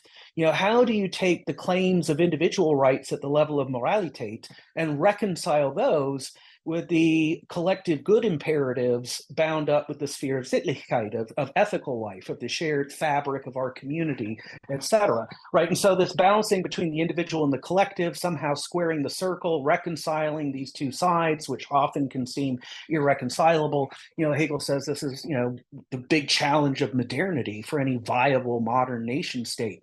And you could say that for this Hegel, if you're around today, he would probably be tempted to point to American hyper-individualism and to say that, this really has run amok, and that this American hyper-individualism that has a concrete impact on social policy, on legislation, on our institutions, et cetera, is really corrosive and deleterious, and that, we've failed in the direction of overly privileging morality for the sake of, at the expense of, I should say, Sittlichkeit. But one thing that I think is a caveat that needs to be added here is that when Hegel talks about the sphere of morality as involving the sovereign individual, including the sovereign individual who in rotten social circumstances like a declining and collapsing Rome, right, can withdraw into itself, into its inner sanctum in guises that we associate with things like Stoicism, right? And of course, for Hegel, it's no accident, Stoicism and its retreat into the inner sanctum of sovereign mental life, unchecked by any external constraints, and that is able to enjoy its freedom even when in chains, right? With Epictetus and then or on the throne, Marcus Aurelius, and Hegel talks about Stoicism in the Phenomenology of Spirit. That for Hegel, when you have this retreat into the inner sanctum of individuality in a Stoic-like manner, that as with the Stoics, it's because basically this is a response of our subjectivity to a situation in which our external social relations are corrupt, decaying, deeply unsatisfying, that we feel alienated in relation to, and we respond to that by withdrawing. right? And of course, today, I'm sure you get this too, in my Amazon recommends for you feed, these various self-help popularizations of Stoicism. I think Hegel would say, yeah, America is like the declining Rome, and it's no accident that in this context, Stoicism is now enjoying this popular self-help renaissance, and that, of course, yeah, philosophy that recommends tending one's own garden, is symptomatic of a dying form of Sittlichkeit, right? And I think you would say that. But to me, yes, it's hyper individualism. But what's interesting is that it's an individualism that's not so individualistic. Like when an early example of this for Hegel is Socrates in the context of the decline of Athens, right? In the twilight years of the Athenian polis, it's no accident for Hegel that Socrates comes on the scene and appeals to his sovereign demon, his own conscience, against, what the beliefs, convictions, ways of doing things are in his Athenian polis, and it's Sittlichkeit, and this ends up getting him condemned to death. But that for Hegel, all right, you have Socrates there, and Socrates is really functioning as this kind of radically free individual, but whose principle of free individuality, ancient Greek Sittlichkeit is not yet in a position to accommodate, and hence they can only tragically collide, and Socrates ends up being sentenced to death. But the kind of modern hyper-individualism we have, I think here too, Hegel would have to modify some of his thinking, because it's not a Socratic-like individuality. It is individualism as an ism that is, of course, the ways that we express it in our society today are not at all individual in terms of idiosyncratic. They're commonplace, commodified forms of consuming, of enjoying, etc., that are mass produced, mass marketed, and consumed on a mass level. And so it's like we have a fake individuality that is running amok against any considerations of the sort of collective solidarity that I think Hegel envisions when he speaks of Sittlichkeit, or of the state as sort of the highest point of the polis, and is concerned with the good of the polis as a whole.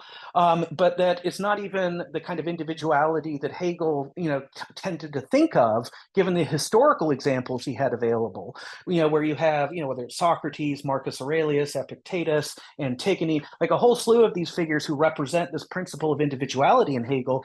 The kind of individuality we now have that's saturated by market forces and factors is also somewhat different. And so in that essay that used to be chapter 1 that now people can just access as a separate piece online through Crisis and Critique, I really argue that, that there's a lot of Hegelian labor to be done in terms of reworking what Hegel means by moralität, individualism, etc., in a contemporary setting that Hegel himself could not have fully foreseen. Right. So I think what I want to develop here is basically the same question, but it's taking what you just said in regards to, we have a monstrous form of individuality that's actually a form of collective commodification that is kind of being organized by, again, want to bring up this equation of MCM, money, commodity, more money. And again, trying to get into what is this monstrous form of collective commodification as the MCM, as the psychoanalytic drive, and the repetition compulsion, and how are we to think this? Because I think that thinking this has, again, the stakes of perhaps our shared project of a political economic atheism. Yeah, so Marx's quote-unquote general formula for capital, as he describes it, indeed is written MCM prime, and is money, an initial store of wealth that serves as capital to be invested. The C that follows that designates a whole basket of commodities, but specifically those commodities not that are consumed by an end user, but instead those commodities that are bought to function as elements of a production process, right? These would be the privately owned means of production, invested capital, right? And that C in the formula MCM prime actually contains within itself a number of distinct elements that Marx delineates. So you have, first of all, what Marx calls those commodities that form constant capital, and these would be like the big long-term industrial investments of an industrial capitalist in heavy machinery, in buildings as factory spaces, in all of this, technological and machinic material that is, there in place to get up and running, say, a factory that has certain sorts of widgets as commodities rolling off the end of its assembly line. So you have constant capital in those guises, right? Land, buildings, machinery, all of these long-term capital investments by the capitalist. And then you have what Marx calls variable capital. And variable capital for Marx is nothing other than commodified labor power. That if you're a capitalist, not only do you have to invest in these inanimate objects that are land, buildings, machines, etc., you also, of course, have to have workers to work on that equipment. So you have to splash out for labor, and you have to, and this is, of course, the category of variable capital for Marx. And furthermore, you have distinctions like that between fixed and circulating capital. Fixed capital would be the things that aren't used up quickly, right? Machines, for example, major, big pieces of industrial machinery that are to be, utilized for a period of usually many years, before they're rendered obsolete or worn out and replaced. And then you have circulating capital, which would be things like, quickly used up resources, let's say fuel, raw materials, et cetera, that are constantly having to be fed into, the industrial machinic apparatus, and, to have labor, of course, involved in the entire metabolization process that then produces a commodity, right? Something at the end of that production process using those elements of C, of invested in forms of capital that the money has been sunk into, right? Those commodities then are sent back out, they go from the sphere of production where they represent the endpoint. They then enter the sphere of exchange where they're put up for sale. And of course, if all goes well, according to capitalist plan, when those end commodities that are the result of the production process are exchanged, right, that generates not only an amount of money equal to the initial amount put in, but contains within itself a surplus, right? What Marx calls surplus value. And that surplus value is not the same as profit. Instead, for Marx, surplus value is the category of, it's represented by the prime and M prime, right? It's the additional amount of M over and above the initial amount that you started with. So MC M prime. And for Marx, that category of surplus value is the genus of which profit is just one of the species.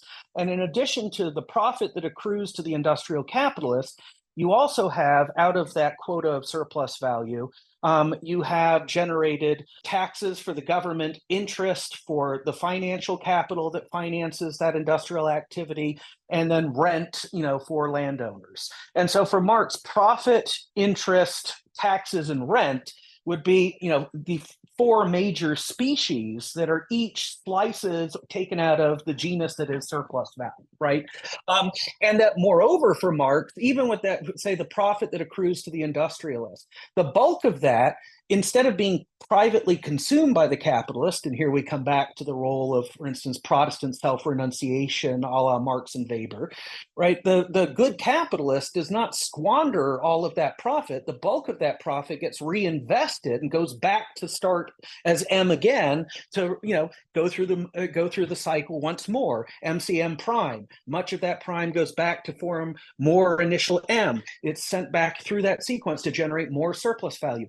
And MCM prime is thus a kind of, perpetual motion machine merry-go-round, right? It's just this constant, in principle, because of its quantifiable, mathematizable nature, limitless, self-expanding process of accumulation. And Marx describes it as such, right? And he also, in the connection to psychoanalysis is visible here. One of the things that struck me, and in fact, really the key, you might say the load-bearing chapter of the entire book is chapter 2. And that chapter centers around a reading of Marx that looks at his mature historical materialist critique of political economy, a la the Grundrisse, Das Kapital, theories of surplus value. And one thing that really jumped out at me when working closely on that Marx, including using the original German, is that Marx repeatedly uses the German term Trieb to talk about the behavior of capital as, as capturable in this very simple, formula, this formalistic, representation as MCM prime. That Marx talks about it as this drive, and it's this, it's demands ceaseless repetition, right? The only way it can accumulate is by repeating the process of MCM prime to generate that prime. And it just will keep doing that incessantly. And that moreover, it will keep doing it incessantly in such a way that it will override or disregard, whether this process of accumulation is yielding, a net gain or loss of pleasure for us, including if we're finding the consequences of it distressing or disastrous, it still seems to compel us to go on and to keep repeating despite that, which is, of course, a feature of drive, especially as death drive for Freudian and Lacanian psychoanalysis. And that it has this ability to blindly compel us going along with this iteration, this ceaseless looping, this perpetual motion, circulating dynamic, moving from MC M prime back to M and all over again and again and again, ad infinitum and ad nauseum. And that, very much in terms of the Freudian Lacanian, theorization of drive, especially as epitomized in the guise of Todestrieb, of death drive, coupled with Marx's way of talking about capital as a drive in the sense of a trieb. And what struck me is that there is actually a very tight connection here. And of course, Lacan very famously in Seminar 18 credits Marx with having invented the psychoanalytic concept of the symptom avant la lettre. I say that, well, in addition, he should also be credited with, in a way, anticipating aspects of psychoanalytic drive theory, but just at the writ large level of the functioning of political economy. And that, a careful, attentive reading of Marx's text, including, in terms of the original language, shows that there's a remarkable amount of anticipation of aspects of what Freud and Lacan talk about under the heading of drive, already spelled out by Marx, specifically in connection with the type of greed involved in the logic of capital as captured in this general formula MCM prime. All right, there's a lot there, and I'm wondering if, well, one, let me just first point out that I think you did a really great job of zeroing in on what you're calling M prime, and also like this distinction between M prime as the genus and the species being profit, interest, taxes, and rent. And so you zero in on this sort of ecology that's going on in this equation MCM prime. And then it seems like there's a lot at stake in learning or marrying, wedding. I think you use those terms in the book.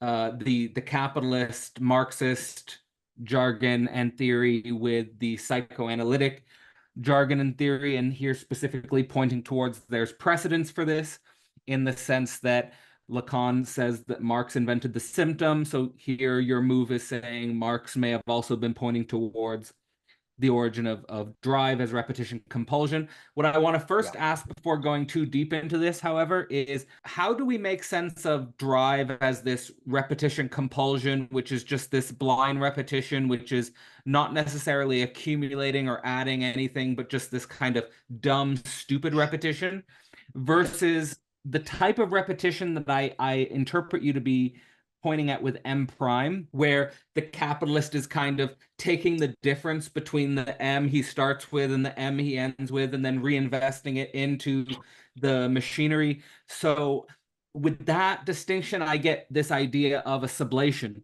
I get this idea that the capitalist is repeating with a difference, that they're trying to lift something to a higher level. In this case, lifting to a higher level their either their profits or their rents or their, whatever species of the genus here that the capitalist is trying to increase.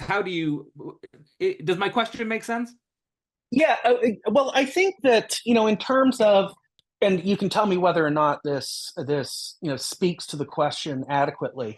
But in terms of, well, what accounts for, I mean, if this is a blind, dumb, stupid, almost mechanical repetition compulsion, something like what Freud has in view when he speaks of Wiederholungszwang in connection with drives generally and the death drive specifically. What sustains it? What kind of keeps it going? What prompts the continuing iterations, indefinitely? Now, here I want to bring into the conversation, another thing that is part of the book where, I talk about, well, if we look at individual representatives of capital, the members of the bourgeoisie, what Marx would call those individuals who are the bearers or personifications of the logic of capital. Because for Marx, it's not that as non-capitalists, right? It's just workers and consumers, you or I or anyone else who's not a member of the bourgeoisie directly obeys the logic of capital. You and I don't operate according to the MCM prime logic if we're behaving as non-bourgeois, just workers or consumers. In our case, right, for Marx, our logic is a different sequence. It's CM, C prime. B is the one commodity as a non-capitalist. So I don't own the means of production. The only thing I own, if I am commodified labor power, is my own commodified labor power. So I put that commodity, the one commodity I have to offer up for sale, my commodified labor power, on a given labor market. And hopefully I get an exchange for it, M, which, whether in the guise of hourly wages or say an annual salary, but compensation, right? My wages, to put it simply.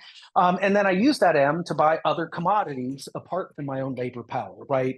Food, clothing, housing, et cetera. I spend my earnings on. Right. So you and I obey CMC prime, right? I start with the commodity that is my labor. I exchange it for money in the guise of wages or a salary. I use that money to buy other commodities. C prime is all those other commodities, the basket of, my means of subsistence, as Marx would put it. Now, of course, under capitalism, our patterns of consumption do come to reflect capital, the MCM prime logic of, pursuing indefinitely expanding accumulation, right? Limitless, in principle, limitless growth in terms of the accumulation of surplus value.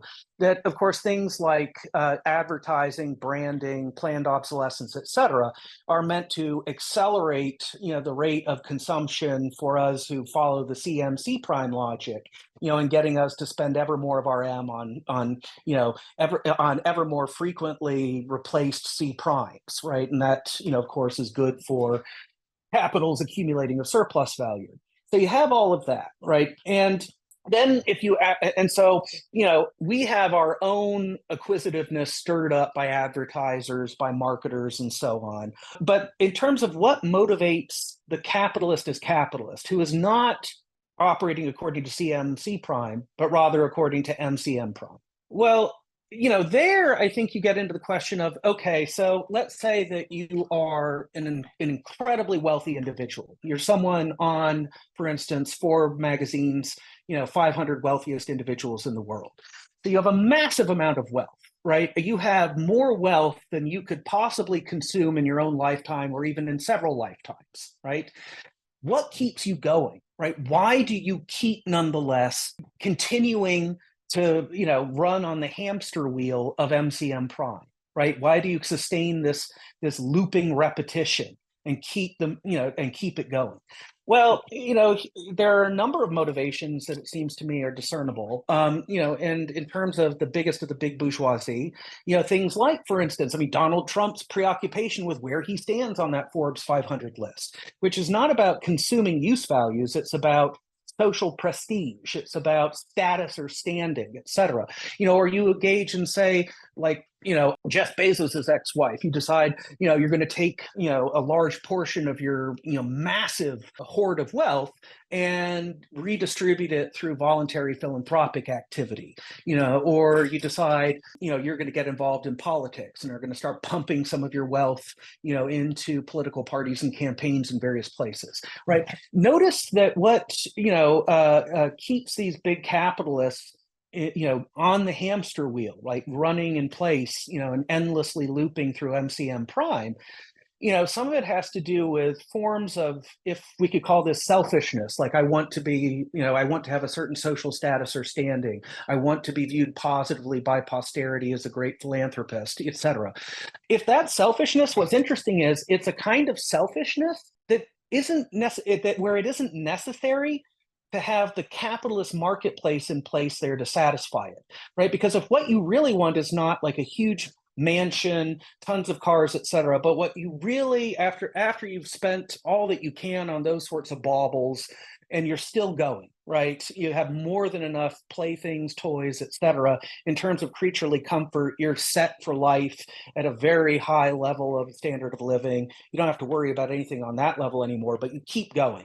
Well, so what you're pursuing perhaps are forms of subjective gratification that, interestingly, can be satisfied in a non-capitalist setting, right? Because it's not as though we couldn't think of, the idea that only money and commodities can satisfy desires for things like social prestige, intersubjective recognition of certain sorts, etc. No, right? And so, if what's really keeping the repetition going are these sorts of things, I think part of the challenge is to show that, look, even if you're the most selfish of capitalists, and you just want to keep on accumulating, consequences be damned, screw everybody else, etc.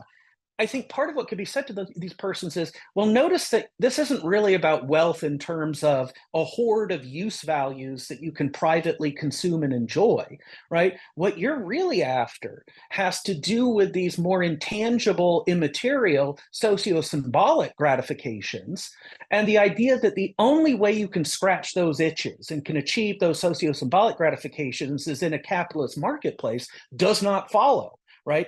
It's not as though, if you look at even the disasters that were the really existing socialist states of the 20th century, they didn't collapse because of a lack of providing gratifications for persons in terms of jockeying for status or standing, for instance, within the state or party apparatus, etc. You still very much had ways of gratifying the desire for being recognized as a certain sort of subject by one's fellow subjects.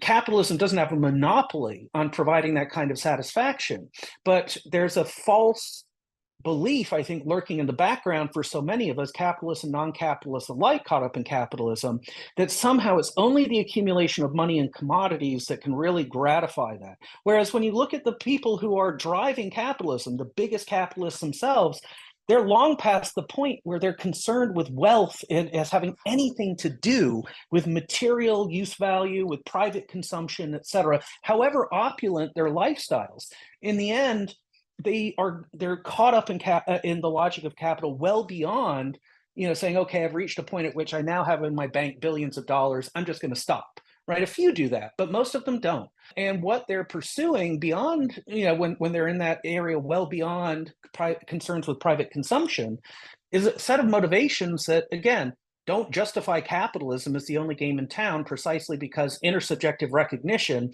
can be provided by various forms of socioeconomic arrangement, not just capitalism. All right, so I think what you're pointing towards there is actually quite helpful for what I've been trying to think, and I think what we've been trying to think together throughout this entire interview is that I recently interviewed Benjamin Studebaker for his book, The Chronic Crisis of American Democracy, and of course the subtitle of that book is titled The Way is Shut.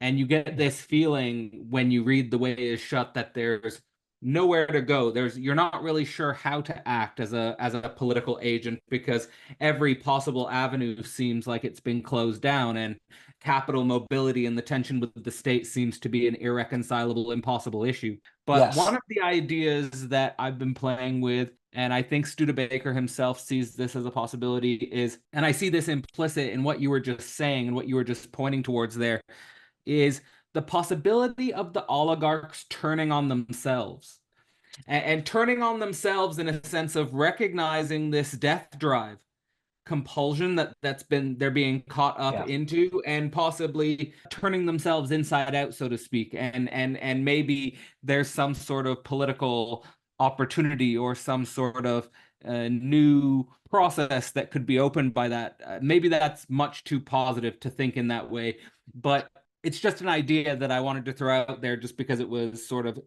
screaming at me at the end of what you were saying there. But I Well, you did know what's want interesting? to, sure, yeah. Do you want to jump in Well, can I there? just throw in a quick point?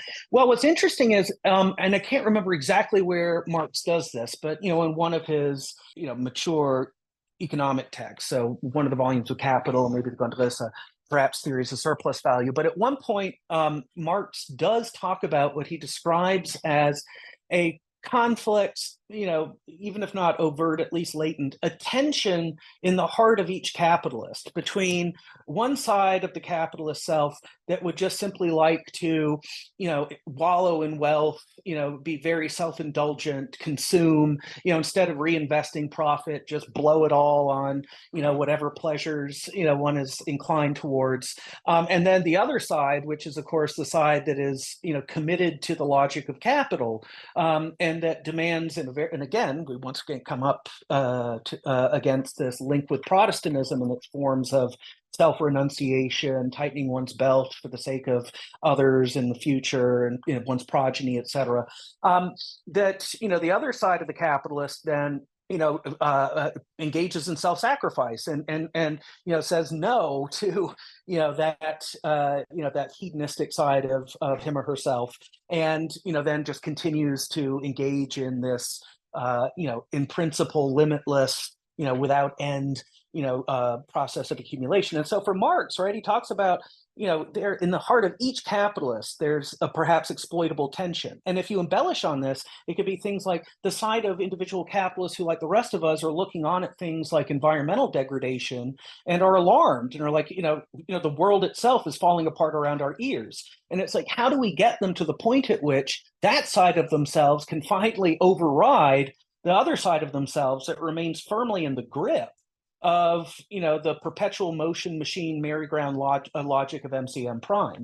And so for Marx, there's that. And then he, of course, famously says, apropos class struggle, it's the class that is least internally divided against itself that will triumph. And so how do we stir up internal division both within each capitalist and within the capitalist class as a whole, if you take these indications of Marx seriously?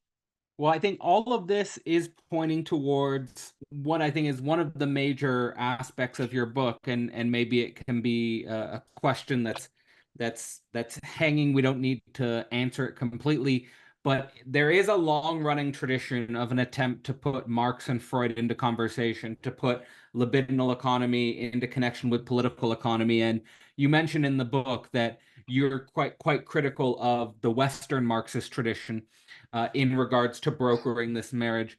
So maybe could you explain here why you're critical of the Western Marxist tradition and what's at stake in your thinking of the Marxist tradition and the relationship between psychoanalytic drive and infinite greed? Yes. So, to begin with, I want to start with just a few historical details.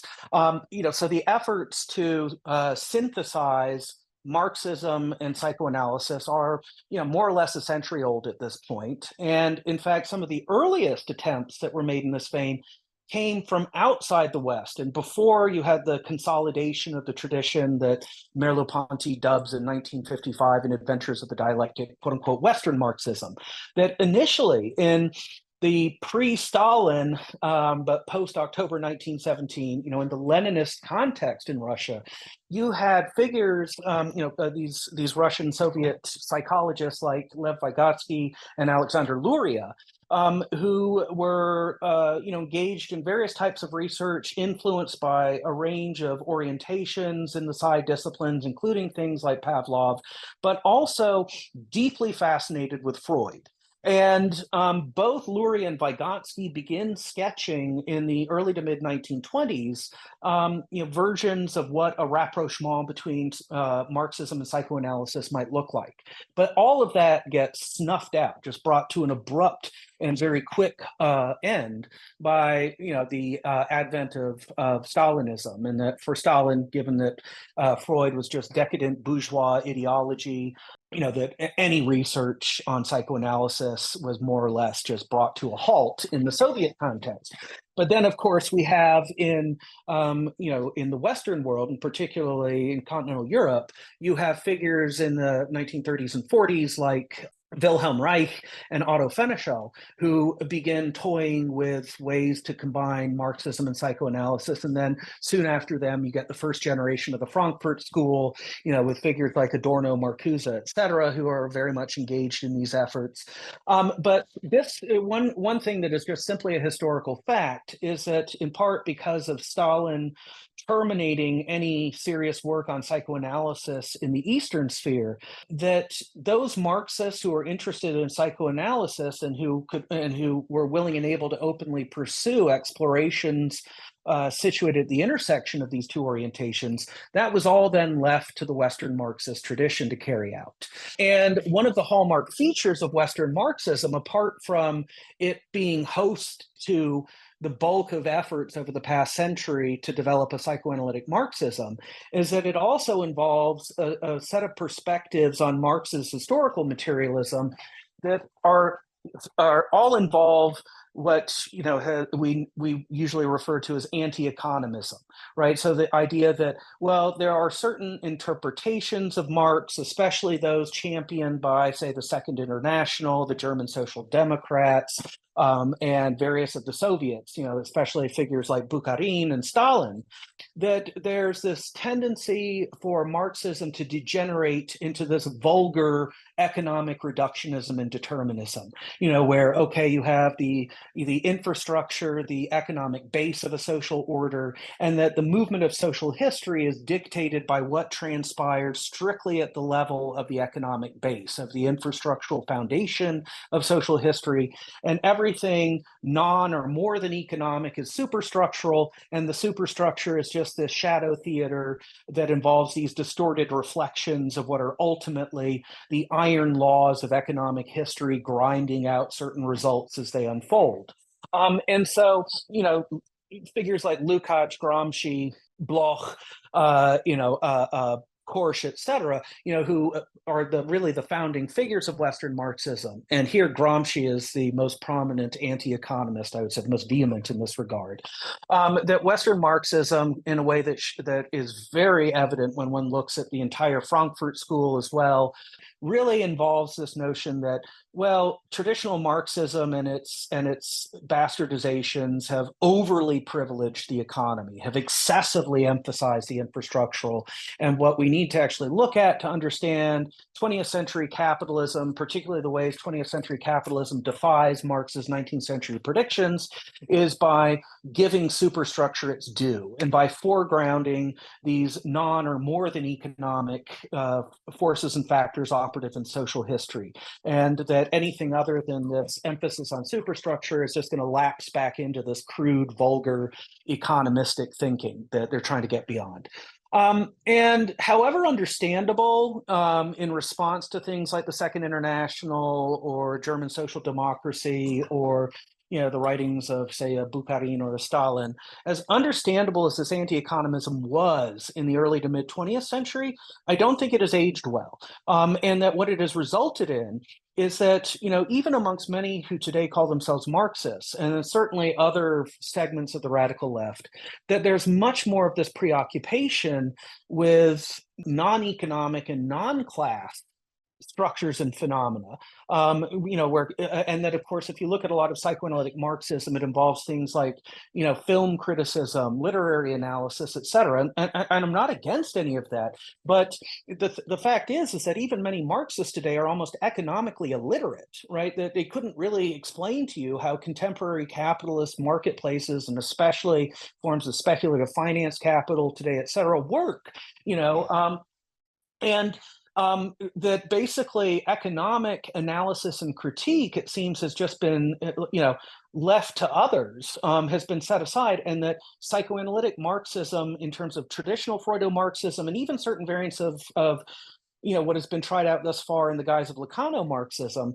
still very much testify to this dominant influence of Western Marxism's worries about economism, such that you don't have any, psychoanalytically informed engagements with the actual economic components of Marx's historical materialism, which for him were, really the top priority, the kind of core of his life's work. And so for me, I feel like one contribution of Infinite Greed is I think is one of the first cases of a psychoanalytic Marxism where the interfacing is not a matter of taking certain psychoanalytic insights about things like fantasy and then say looking at the film industry and Hollywood, et cetera, and it's more like, how do we take core aspects of psychoanalysis, including central metapsychological categories and concepts, and interface those with the nuts and bolts of Marx's critique of political economy as spelled out in works like Das Kapital?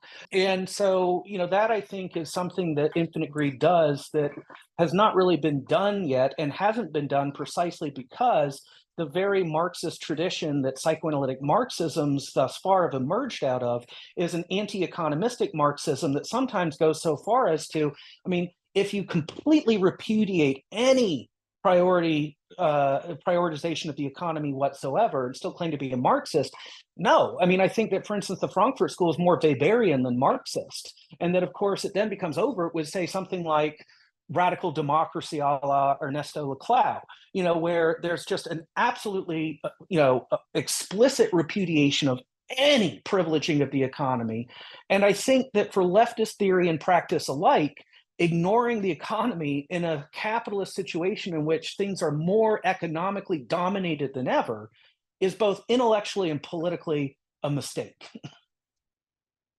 Well, I just want to almost offer a personal validation in some way of what you're saying, because I remember in my doctoral days first gravitating towards Marxism for various reasons, but finding myself drowning in a type of social moralization that I thought was very counterproductive in some sense. And where I have come over the years, and I'm not saying I'm an expert on Marxism because I'm not, but where I've come over the years is towards the side that we need more economic literacy on the left, and we need more, real economic analysis and less social moralism if we're Yes. going to make significant change in the direction of a, let's say, Freudo-Marxist lineage. So I'm totally with you here in the way you're thinking, and I think that that really helps me situate some of the tensions that I've struggled with within myself politically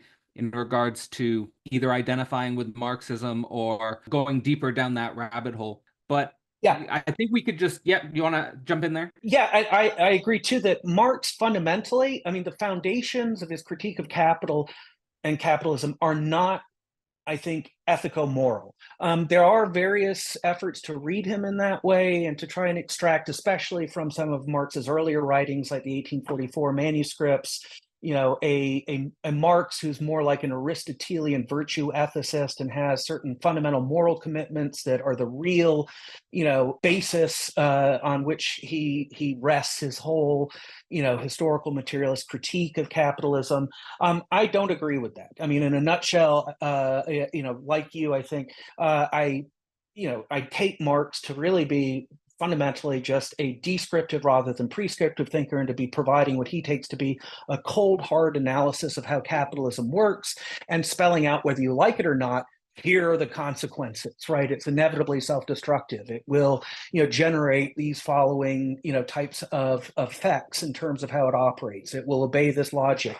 And he's not finger wagging. He's not praising and blaming in an ethico-moral way. There's no prescriptive finger wagging. No, it's really meant to be a description of what we might call the social ontology of life under capitalism. Yeah, it's just making me sort of reflect now on the beginning of the philosophy of right, where Hegel seems to be almost pleading with us to focus on what is over what should be in regards to Yes. philosophical cognition. And it seems like Marx is kind of picking up that ball and saying, this is what is, at least Yes. from my understanding, the mature Marx versus the early Marx. There's Yes. this shift towards what is over what should be. And I think that in regards to the, let's say, libidinal economic struggles, wars, violence, global competition that we see today, we do need to raise ourselves in terms of philosophical cognition to being able to look directly at what is and sort of be able to approach the perhaps the monstrosity and the terror of that real, but at the same time be willing to think it. And I think that your Yeah. book, Infinite Greed, is a resource for us in this direction.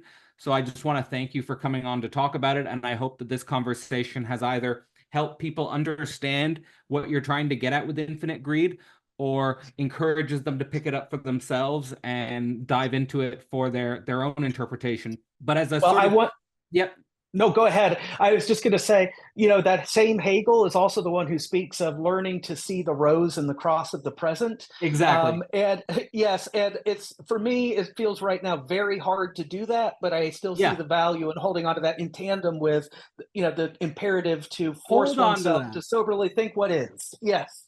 Absolutely, the rose and the cross of the present. I'm holding on. We can all hold on together. But just as a closing remark for the viewers in regards to infinite greed, in regard to your work, in regards to engaging your thinking path, what would you like viewers to take away from infinite greed, and perhaps what would you leave the viewers with as a sort of final remark in regards to the point and emphasis of the book? Um, Gosh, I think that the one of the points of the book are that precisely the things that we think makes it so that we cannot move beyond capitalism, especially the idea of human selfishness. Oh, we're just too greedy, acquisitive, avaricious, et cetera, as individuals to ever be able to allow ourselves to change and participate as remade human beings in a revolutionary utopia, on the other side of the overthrow of capitalism. I want to, emphasize that the very things that we think present obstacles to moving beyond capitalism can be reframed as reasons for precisely moving beyond it. In terms of, if we really think about our selfishness in terms of enlightened self-interest, well, capital definitely is not serving that. It's creating huge amounts of poverty, social instability, environmental degradation, warfare, et cetera. I mean, look at everything we suffer in order to sustain this imperative of growth and perpetuity, come what may, all else be damned.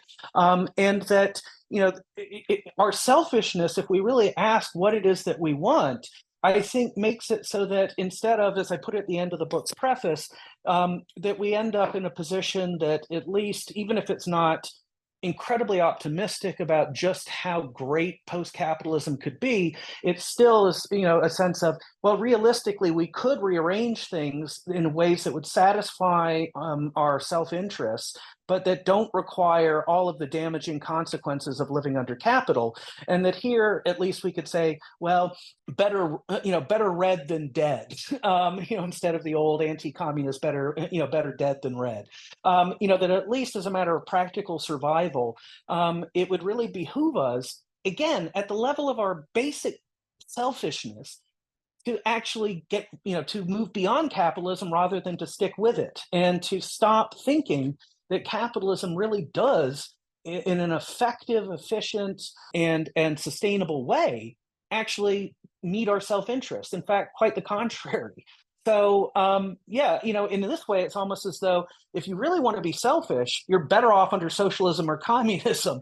Capitalism is the opposite in this way of what it presents itself as being. It is, in fact, self-sacrificial service to an inhuman dark god that, if we don't stop serving it in this way, will be the death of us all. All right. Well, Adrian, it's always a pleasure to host these conversations with you, and you're always welcome back on the channel. So I think that in terms of every conversation I've had with you so far, I've always learned something new, and a lot of the ideas that we've discussed through today are really getting to the core of some of the things that I'm trying to think through myself. So I'll be definitely engaging your book, Infinite Greed, in my own writings. And I hope other people take up the challenge of your work. So links will be in the description to Infinite Greed. Pick it up if you haven't picked up a copy already. And for everyone who's watched for the entire conversation, have a great evening, and we're out. Starting in 2024, Philosophy Portal opened The Portal, a live event space dedicated to making philosophy actual. Every month, we host 4 events organized under a common theme, designed to build different discursive spaces, to learn concepts, explore the edge of thinking, learn from thought leaders, and get personal about our intellectual journeys. Members get access to a living thinking community and access to the entire history of events, as well as discounts on recorded and future courses. Couples are very much encouraged and get a 2-for-1 discount. To learn more, visit philosophyportal.online and consider becoming a member today. The Portal, the work of the concept.